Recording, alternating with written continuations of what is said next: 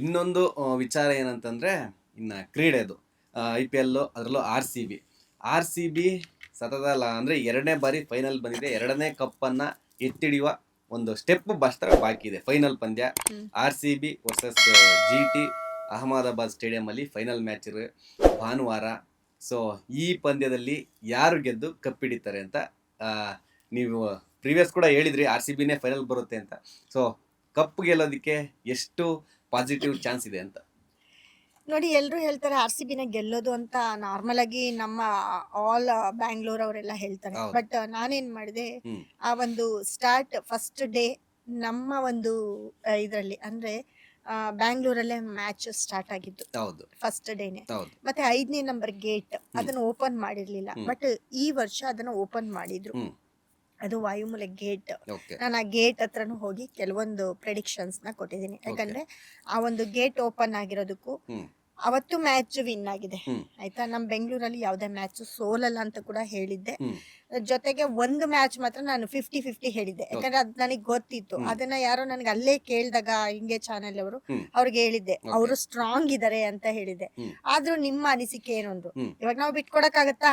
RCBನೇ win ಅಂತ ಹೇಳ್ಬೇಕು. ನಮ್ ಬೆಂಗಳೂರಲ್ಲಿ ಇದ್ಕೊಂಡು ನಾವು RCBನ ಬಿಟ್ಕೊಡಕ್ಕಾಗತ್ತಾ? ಇಲ್ಲ, ಬಿಟ್ಕೊಡಕ್ ಆಗೋದಿಲ್ಲ. ಆದ್ರೆ ಅವತ್ತು ನಾನು 50-50 ಹೇಳಿದೆ. ನೆಕ್ಸ್ಟ್ ಮ್ಯಾಚ್ ನೋಡೋಣ, ಅವರು ಸ್ಟ್ರಾಂಗ್ ಇದಾರೆ ಅಂತ. ಸೊ ಅದೊಂದು ಮ್ಯಾಚ್ ಅವರು ಸೋತಿರ್ಬೋದು. ಆದ್ರೂ ಸ್ಟಾರ್ಟಿಂಗು ನಮ್ಮ ಒಂದು ಬೆಂಗಳೂರಲ್ಲಿ ಚಿನ್ನಸ್ವಾಮಿ ಕ್ರೀಡಾಂಗಣದಲ್ಲಿ ಈ ಒಂದು ಗೇಟ್ ವೈಬ್ರೇಷನ್ ನಾನು ಅವತ್ತೇ ಹೇಳಿದೆ.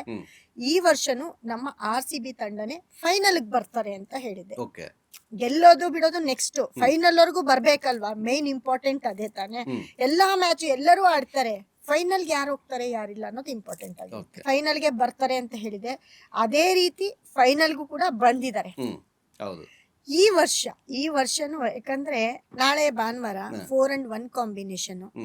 ಸೊ ನಾಳೆ ನಡೀತಾ ಇರೋ ಅಂತಹ ಒಂದು ಮ್ಯಾಚ್ ಅಲ್ಲಿ ನಮ್ಮ ಆಟಗಾರರು RCB ತಂಡದ ಆಟಗಾರರ ಡೇಟ್ ಆಫ್ ಬರ್ತ್ ಎಲ್ಲಾನು ತುಂಬಾ ಮ್ಯಾಚ್ ಆಗತ್ತೆ.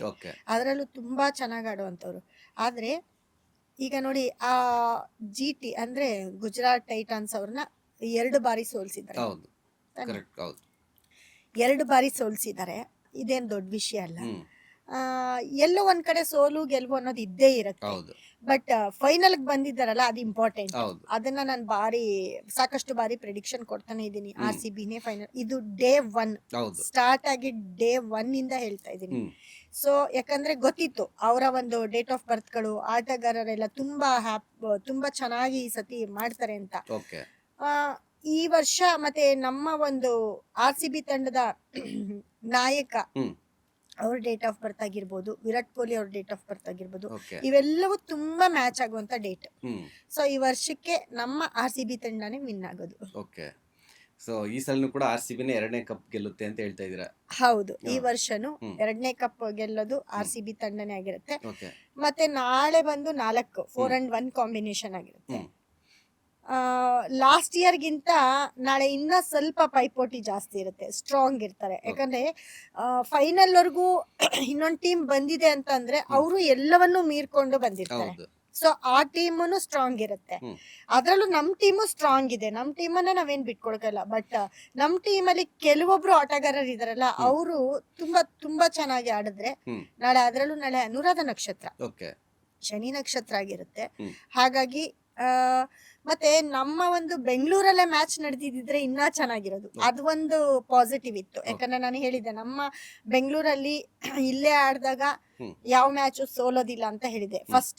ಫಸ್ಟ್ ಮ್ಯಾಚ್ ಇಂದನೂ ಯಾವ್ದು ಸೋತಿಲ್ಲ, 1 ಮ್ಯಾಚ್ ಏನೋ ಸೋತಿದ್ದಾರೆ ಅಷ್ಟೇ ಬೆಂಗಳೂರಲ್ಲಿ. ಸೊ ಈಗ ಗುಜರಾತ್ ಅಲ್ಲಿ ನಡೀತಿದೆ. ಅದು ಗುಜರಾತ್ ಟೈಟನ್ಸ್ ಅವ್ರಿಗೆ ಅವರ ಒಂದು ಓನ್ ಗ್ರೌಂಡ್ ಆಗಿರುತ್ತೆ. ಹಾಗಾಗಿ ಅದರಲ್ಲಿ ನಾನು ಒಂದು 25% ಕೊಡ್ಬೋದು. 75-80% ನಮ್ಮ RCB ಅವರೇ ವಿನ್ ಆಗ್ತಾರೆ, ಆಗ್ಲೇಬೇಕು. ಲೇಟೆಸ್ಟ್ ಹಾಗೂ ಇಂಟ್ರೆಸ್ಟಿಂಗ್ ಸುದ್ದಿಗಳಿಗಾಗಿ ಬಾಸ್ ಟಿವಿ ಕನ್ನಡ ಚಾನೆಲ್ನ ಸಬ್ಸ್ಕ್ರೈಬ್ ಮಾಡಿ. ಹಾಗೆಯೇ ಬೆಲ್ ಐಕಾನ್ ಪ್ರೆಸ್ ಮಾಡಿ.